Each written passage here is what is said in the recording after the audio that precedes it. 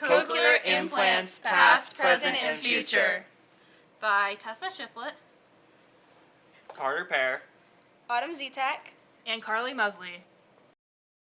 A cochlear implant is a small, complex electronic device that can help to provide a sense of sound for a person who is profoundly deaf or severely hard of hearing. The implant itself consists of an external portion that sits behind the ear and a second portion that is surgically placed under the skin.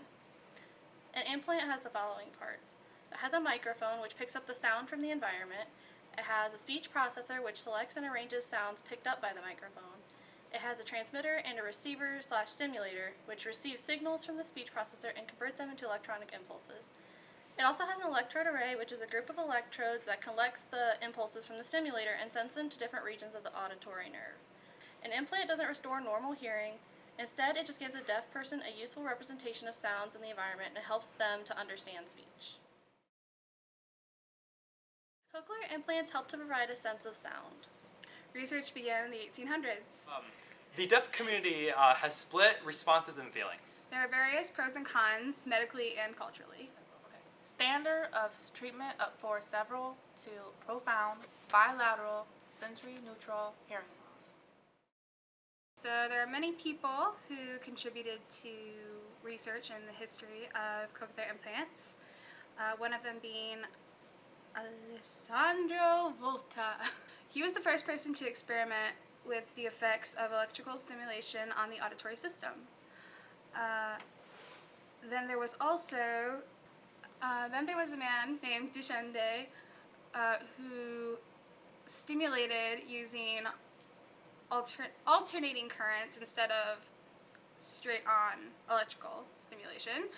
And then there was Waver and Berry, who found that electrical potentials were connected to sound stimulation waveforms, meaning that if electrical potentials could be reached, then hearing could be restored.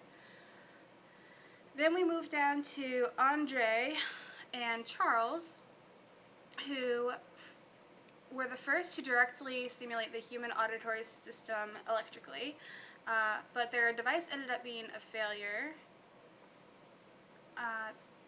and because speech could not be understood and speakers could not be differentiated.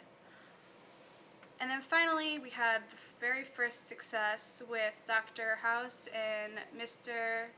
James Urban, who created the first successful CI system that could be used outside of the laboratory. First reactions were very critical and controversial.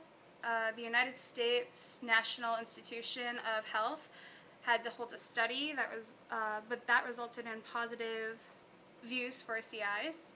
Lip reading and speech scores proved better with CIs than without. Overall, the deaf community has a very negative reaction to CIs. Those with CIs are sometimes outcasted in the community and aren't fully accepted. Within the community, there is a mixture of acceptance. Some people accept the people with CIs, and some are very against even the thought of a CI, and they tend to shy parents away from getting their children to have CIs. It's more due to the stigma of the deaf equals broken kind of idea that some people have, whereas they don't see anything wrong with themselves. There's nothing to fix, so why would they need a CI? Pros and cons. Pros are mainly that cochlear implants can last a lifetime. It helps a person understand without having to read lips. Talking on the phone is easier. They can listen to music easier, and there's a chance of sensory improvement. The cons, on the other hand, are that deaf culture sees them as unnecessary and unethical. It takes away the opportunity for someone to be a part of a bigger community. Surgery can cause facial nerve damage as well as many other medical complications, and may cause loss of any existing hearing that a person may have had before the surgery. And also, results are not the same or beneficial for everyone. Improvements in technology have made cochlear implants accessible to those with residential hearing, candidates involved since implants were first approved for adults and for pediatric population, aging population may benefit from implants over hearing aids. In conclusion, there are many pros and cons in the medical, the practical, and the social areas of having a CI. It's still an emerging technology, so over time, the technology will only get better. And hearing and deaf individuals, their opinions usually differ on the matter, just because of the different perspective, different ways of upbringing, and different cultures. Bloopers! It also has an electrode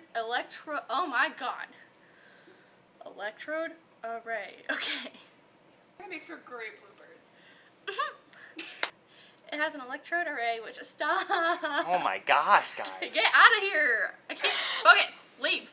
Go away.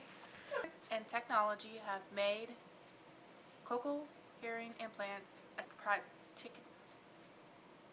oh my god, I can't even say this word. Practical? Where? Where? We're gonna have some bloopers where we're all in it, guys. Yeah. Like, Pediatric? Yeah, pediatric. Pediatric?